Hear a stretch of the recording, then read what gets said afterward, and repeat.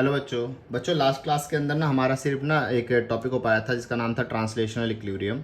और उसके आगे रोटेशनल इक्विलिब्रियम होना था, बट वहाँ पर बहुत नॉइज़ हो रहा था इंस्टीट्यूट पर, तो इसीलिए मैं आपको यहाँ पर ही वो टॉपिक कराया था। उसके आगे नेक्स्ट टॉपिक हम कंटिन्यू करेंगे सेम वे में।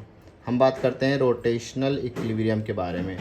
रोटेशनल इक्विलिब्रियम, ठीक है बेटा।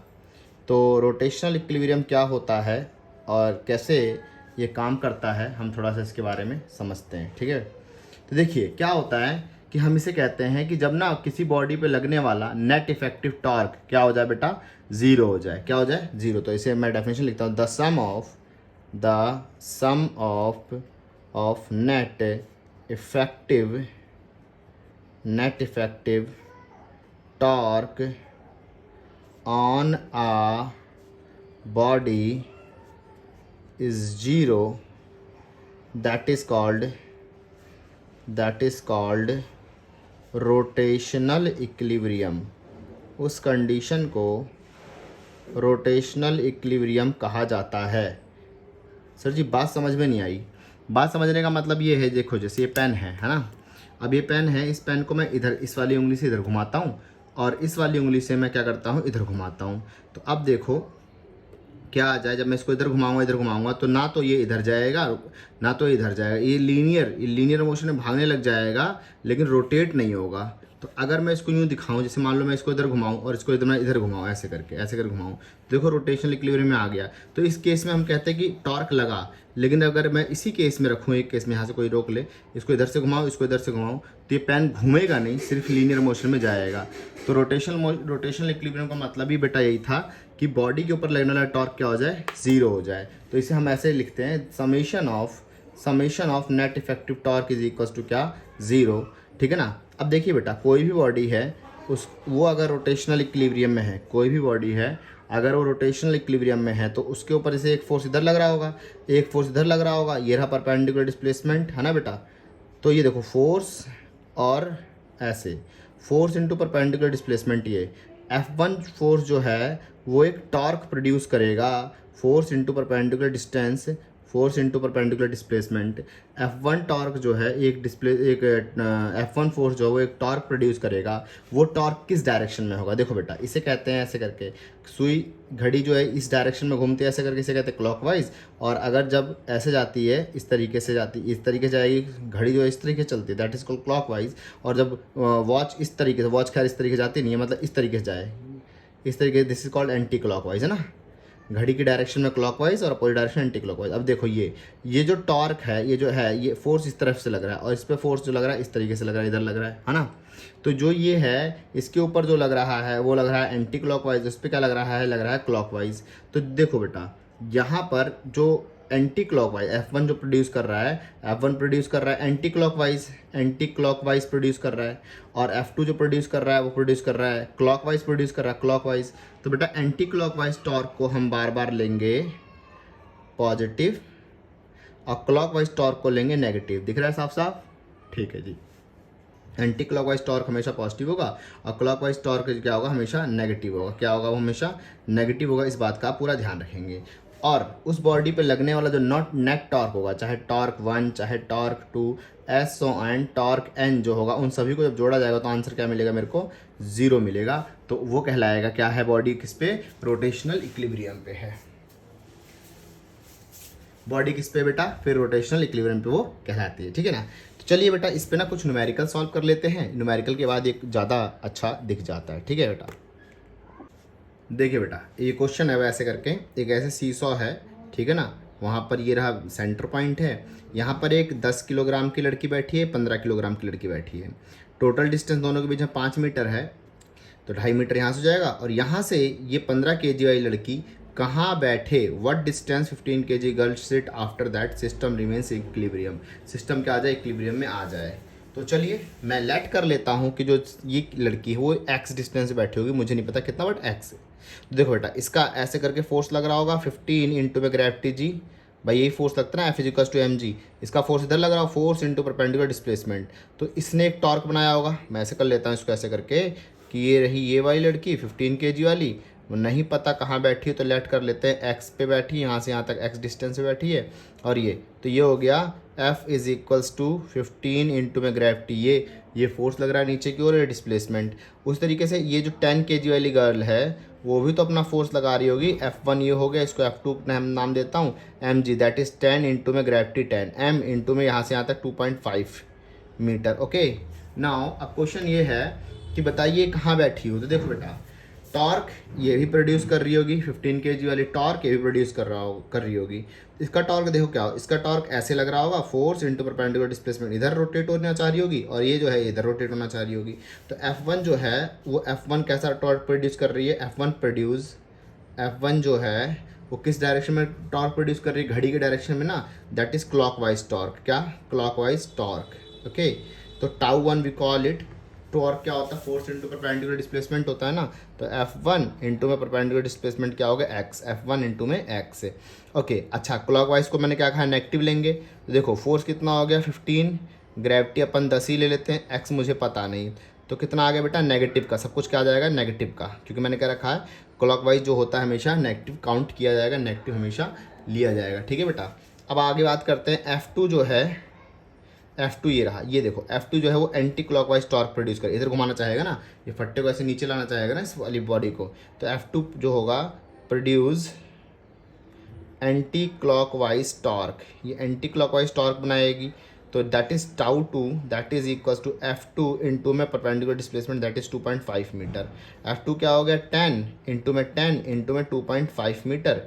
और ये बेटा ये सब हो गया पॉजिटिव, सब क्या हो गया बेटा, ये पॉजिटिव, क्योंकि ये कैसा है, ये आपका एंटी क्लॉकवाइज। कैसा टॉर्क है बेटा, ये आपका एंटी क्लॉकवाइज। एंटी क्लॉकवाइज को पॉजिटिव लेंगे, क्लॉकवाइज को क्या लेंगे, नेगेटिव। मैंने अभी आपको समझाया, हमारा कंसेप्ट, हम चाहते हैं कि सिस्टम क्या रहे, इक्विलिब्रियम पे रहे, मतलब रोटेशनल इक्विलिब्रियम पढ़ रहे हैं ना, तो मतलब ये रोटेट ना हो, ना तो ये इधर जाए ना तो इधर, करते नहीं बच्चे, जैसे बीच में बैठ के ऐसे कोशिश करते हैं कि वो जो झूला है झूला वहीं रह जाए, तो ना तो इधर जाए ना तो इधर, तो फिर वो हमें तो क्लियर है कि नेट टॉर्क क्या लगेगा इसके ऊपर, नेट टॉर्क क्या लगना चाहिए इसके ऊपर, tau 1 plus tau 2 will become equals to 0, क्योंकि मैंने कह रखा है रोटेशनल इक्विलिब्रियम तभी कहलाएगा जब नेट इफेक्टिव टॉर्क, सभी लगने वाले टॉर्क का जो समेशन हो जाए क्या हो जाए, 0 हो जाए। तो बेटा अब ये हो जाएगा टाउ 1 दैट इज -15 इंटू में 10 इंटू में x प्लस टाउ 2 हो जाएगा 10 इंटू में 2.5 इज इक्वल्स टू 0 हो जाएगा।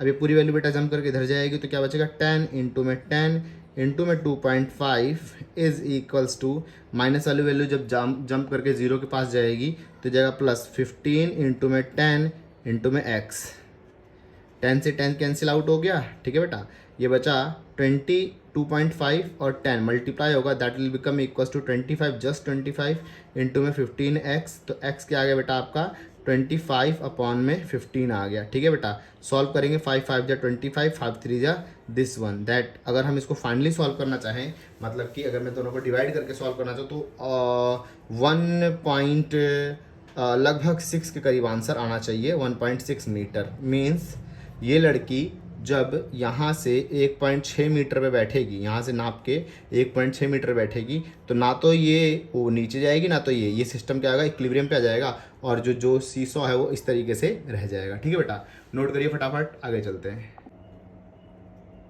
देखिए बेटा, अब ना नेक्स्ट क्वेश्चन करते हैं। अब ये क्वेश्चन कुछ ऐसा है कि ना, एक ना पूरी की पूरी रॉड है, एक पूरी की पूरी रॉड है जो कि 10 किलोग्राम की रॉड है, ठीक है ना, उसको ना 2 रस्सियों से बांध दिया गया है। एक रस्सी, जैसे ये रॉड है, इसको एक रस्सी इधर से बांध दिया गया, एक रस्सी इधर से दीवार पे लगा दिया गया, ठीक है ना।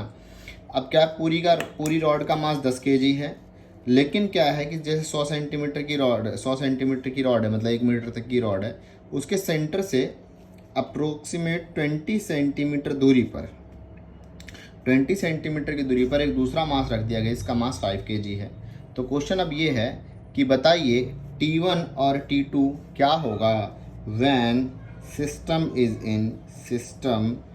इज इन रोटेशनल इक्विलिब्रियम, कि T1 और T2 क्या होगा जब पूरा का पूरा सिस्टम जो है वो रोटेशनल इक्विलिब्रियम में है। ठीक है ना बेटा, तो चलिए करते हैं, कैसे करें।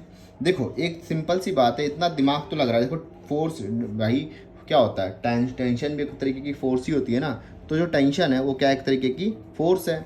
अब इसका मतलब टेंशन है, इस तरफ ऐसे टेंशन लग रहा है और ये सेंटर है, तो इसका मतलब ये फोर्स इधर है, डिस्प्लेसमेंट इधर, इसका मतलब ये इसको ऐसे घुमाना चाह रहा है। मतलब अगर मैं बना दूं, अगर मैं इसका एक और डायग्राम फटाफट बनाऊं, तो इसका मतलब ये है कि ये जो रस्सी है, ये जो रोप है, वो इस पूरे सिस्टम को ऐसे करके, ये T1 मान लेता हूँ ना, T1 फोर्स इधर लग रही है और ये रहा एक्सिस ऑफ रोटेशन। इसको एक प्रकार से आप एक्सिस ऑफ रोटेशन ही तो कंसीडर करेंगे ना, 50 सेंटीमीटर 50 सेंटीमीटर और ये 20 सेंटीमीटर हो गया, तो we call it axis of rotation. इसको भाई, इसका मतलब टेंशन इधर, फोर्स इधर लग रहा है और परपेंडिकुलर डिस्प्लेसमेंट ये रहा, तो इसका मतलब पूरा सिस्टम जो इसके अक्रॉस ही रोटेट होने की कोशिश करेगा, ऐसे ऐसे करके ऐसे। और याद करिए क्लॉकवाइज और एंटी क्लॉकवाइज, इसको कहते हैं क्लॉकवाइज और इसको कहते हैं एंटी क्लॉकवाइज।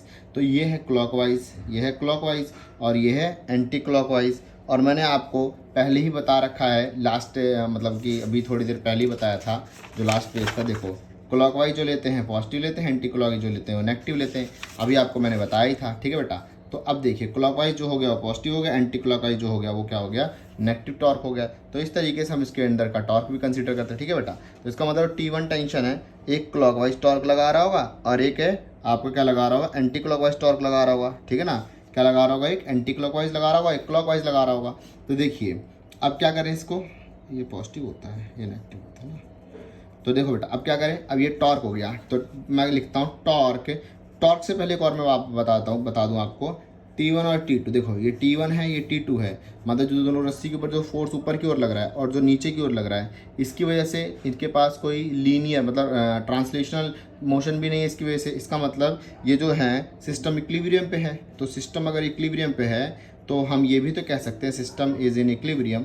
तो मैं ये भी तो कह सकता हूँ कि अभी ट्रांसलेशनल इक्विलिब्रियम पे भी है, जिसमें T1 जो है T1 प्लस T2, ये जो ऊपर की ओर फोर्स लग रहे हैं ये बराबर हो गया, ये जो पूरा का पूरा इसका फोर्स नीचे की ओर लग रहा है। तो ये 10 kg की तो रॉड ही थी, इसका मास 10 kg पहले से ही था और 5 kg के भी आ गया। इसका दोनों मिल के नीचे की ओर फोर्स लगा रहे होंगे। That is equal to T1 plus T2 is equal to 15 into में ग्रेविटी जी, क्योंकि F is equal to mg होता है ना बेटा force, that is become equal to 15g। तो अब क्या हो जाएगा, T1 प्लस में T2 इज इक्वल्स टू 150 आ जाएगा, क्योंकि बेटा ग्रेविटी ऐसे 10 डालूंगा दैट इज 150 आ जाएगा। इसको मैं नाम देता हूँ इक्वेशन फर्स्ट, ओके। अब देखो इसको यूज़ करेंगे बाद में, इसीलिए इसको हम ऐसे ही रहने देते हैं, ठीक है बेटा। अब आगे चलते थोड़ा सा, अब हम बात करते हैं नेक्स्ट। अब ये हो गया इस तरीके से। अब क्या करें, अब मैं आपको बताता हूँ टॉर्क। तो देखो T1 जो होगा, T1 पूरे सिस्टम को इस तरीके से घुमा रहा होगा क्लॉकवाइज, है ना। क्या होगा, T1 क्लॉकवाइज घुमा रहा होगा। तो T1 जो है रोटेट क्लॉकवाइज, तो क्योंकि T1 क्लॉकवाइज रोटेट करेगा तो कंसेप्ट क्या होता है, torque. Torque we call it T1, force T1 into, देखिए बेटा अब क्या होगा, T1 जो है वो कैसा बनाएगा, T1 जो है क्लॉकवाइज टॉर्क बनाएगा। कैसा बनाएगा, क्लॉकवाइज टॉर्क बनाएगा, इस तरीके से घुमाना चाहेगा ना T1 इस तरीके से।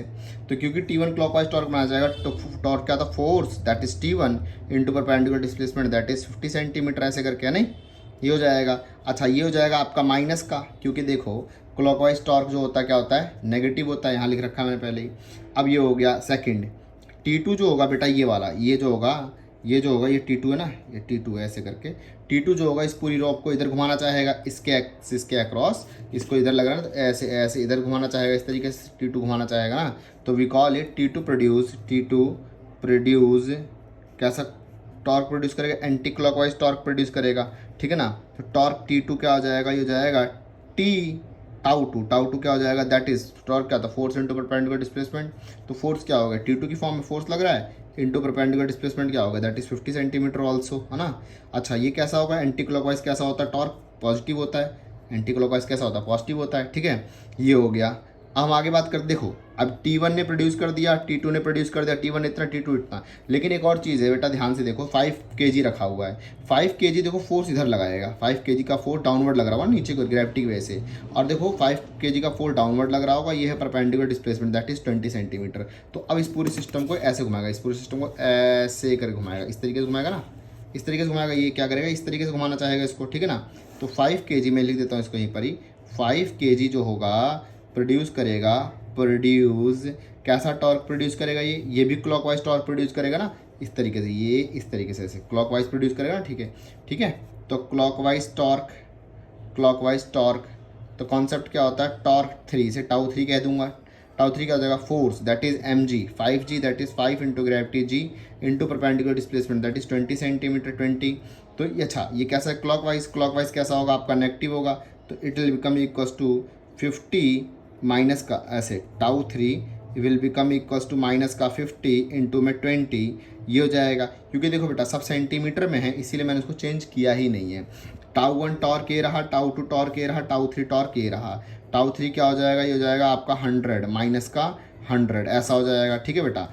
अब कंसेप्ट क्या होता है, क्योंकि जो सिस्टम है रोटेशनल इक्विलिब्रियम, हमारा क्या टॉपिक है, हमारा when system is in rotational equilibrium, system rotational equilibrium में हो, तो रोटेशनल इक्विलिब्रियम का मतलब मैंने आपको समझाया था कि summation of all kind of torque, जितना भी टॉर्क सिस्टम पे लग रहा है उन सब का सम जो होना चाहिए, क्या होना चाहिए, 0 होना चाहिए। तो हम कहते हैं कि क्या हुआ, कि वो इक्विलिब्रियम पे है, ठीक है बेटा। चलिए देखता हूँ, आगे दिखाता हूँ।